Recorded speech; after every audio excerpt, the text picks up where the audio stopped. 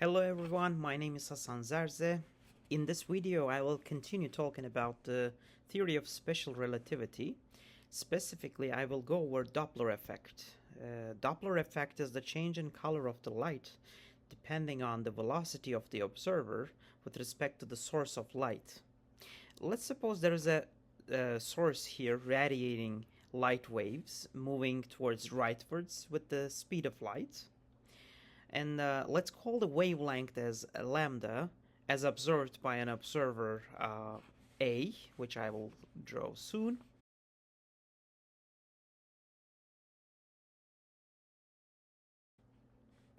And now the question we would like to answer is, what is the wavelength of the same light wave with respect to another observer, observer B, moving at a velocity of v away from the source? Okay. And as we have learned in a previous video, there's a transformation matrix which is called Lorentz transformation, and which will transform the time and length separation between two events. Let's pick the two events P1 and P2, which are 1 lambda apart from each other.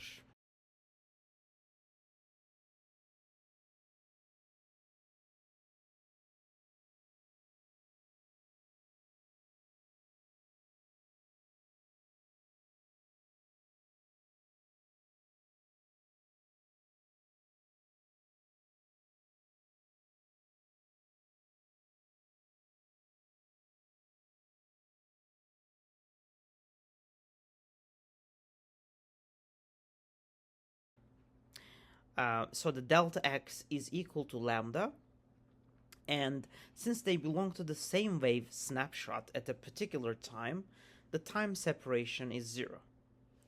So our 4-position vector has components 0 and lambda if we want to work in one-dimensional space coordinates. Now, if we apply the Lorentz transformation to this 4-position vector, we obtain the delta t prime and delta x prime, in other words, the time and length separation between P1 and P2.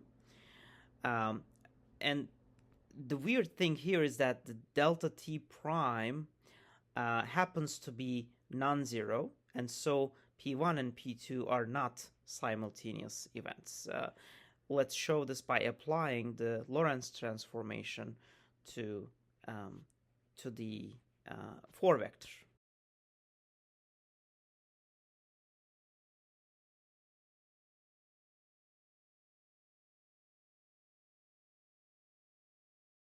Okay. And since we have a negative delta t prime, it represents a time lag, and P2 will travel to lambda prime apart from P1 after this much of lag time.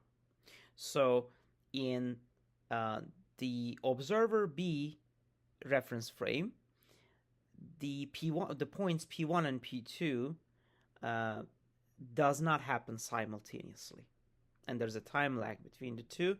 So if you want to find out the correct lambda prime value, we need to add the delta x prime to the distance traveled by the lag time.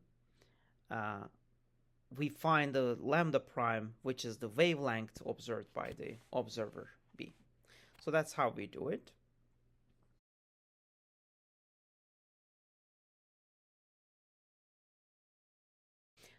The observer B will see a time difference of negative v gamma v lambda between P1 and P2. And the same observer B, will see a distance of gamma v lambda between the two events. So this red wave is not simultaneous with the black wave. There is a time difference of negative v gamma v lambda between these two waves. And we can find out where P2 will land after this much of time difference. And we just need to multiply this time difference with the speed of light, which we took as 1.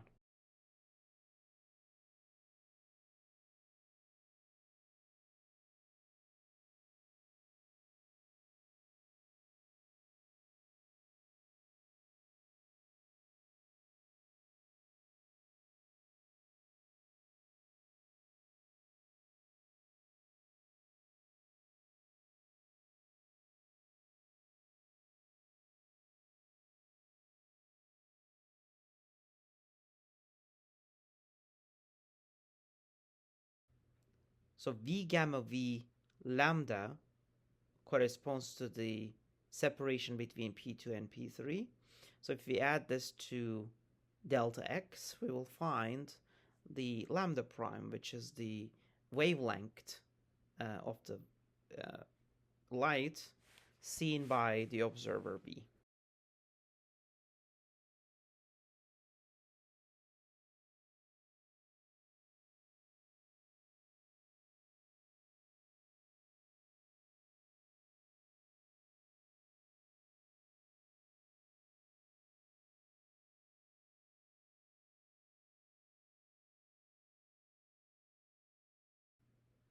So we find the lambda prime to be V plus 1 times gamma V times lambda. Or in other words, lambda prime is 1 plus V divided by square root of 1 minus V squared times lambda. So this is larger than lambda.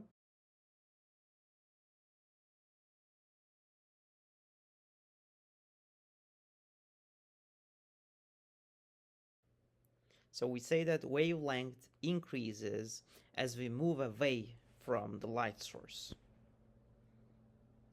And this is called redshift. And the reason why in this case we are moving away from the light source is because in our system we were moving along the same direction as the light with respect to the source, meaning that we are getting away from the light source.